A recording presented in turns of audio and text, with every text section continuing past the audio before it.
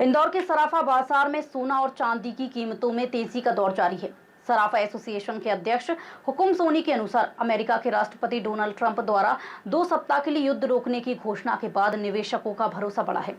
सोना 5,000 रुपए प्रति 10 ग्राम और चांदी 7,000 रुपए प्रति किलो की बढ़त के साथ क्रमशः 1,52,000 रुपए प्रति 10 ग्राम और 2,41,000 रुपए प्रति किलो के करीब पहुंच गई है। उन्होंने बताया कि बाजार जब तक स्थिर नहीं होता तब तक ग्राहकों की भागीदारी सीमित रहती है, लेकिन शादी विवाह के सीजन में छोटे और बड़े सराफा दोनों में ग्राहक सक्रिय हो गए हैं। अगर सोना 1,60,000 रुपए और चांदी 2,60,000 पार करती है तो कीमतें क्रमशः 2 लाख और 3 लाख तक पहुंचने की संभावना है। वहीं सराफा बाजार की रौनक जल्द लौटने की उम्मीद है। इसे लेकर और क्या जानकारी दे रही हैं सराफा एसोसिएशन अध्यक्ष हुकुम सोनी, आप भी सुन लीजिए। देखिए, जब युद्ध शुरू हुआ था, जब सोने चांदी में अच्छी खासी मंदी का दौर आ गया था, जहाँ युद्ध विराम की बात होने लग गई तो सोने चांदी में बहुत ज़्यादा तेज़ी हो गई। जैसे परसों से आज तक में करीबन सोने में 5,000 रुपये बढ़े और चांदी में करीबन 7,000 रुपये बढ़े।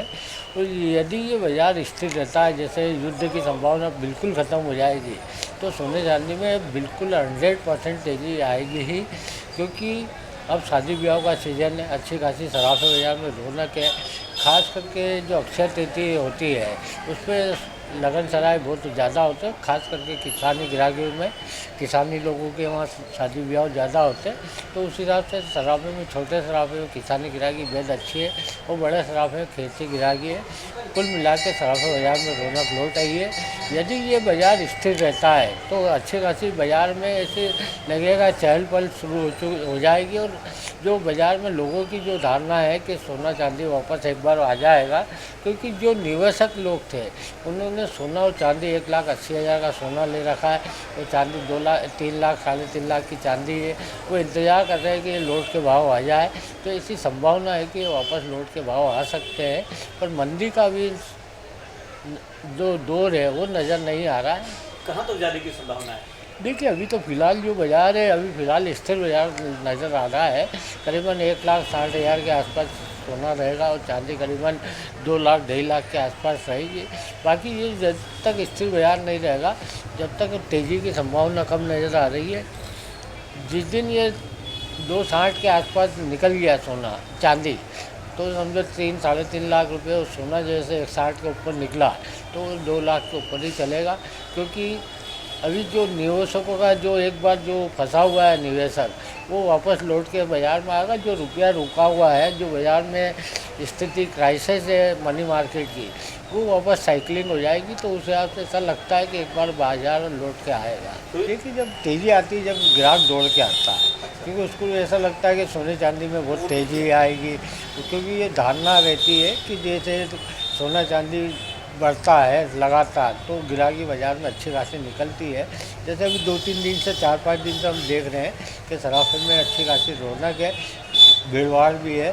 तो जो बड़ी ग्राहकी है वो थोड़ी कमज़ोर है, बाकी जो खेती ग्राहकी अच्छी खासी है।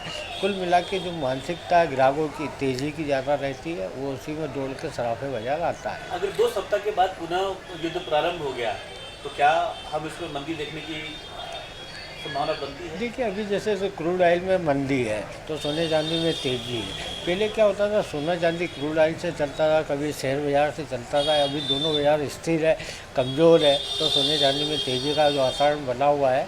और आने वाले दिनों में यदि 2 सप्ताह तक युद्ध विराम नहीं होता है तो सोने चांदी में अच्छी खासी तेज़ी देखने को मिल सकती है, एक नए भाव देखने को मिल सकते हैं।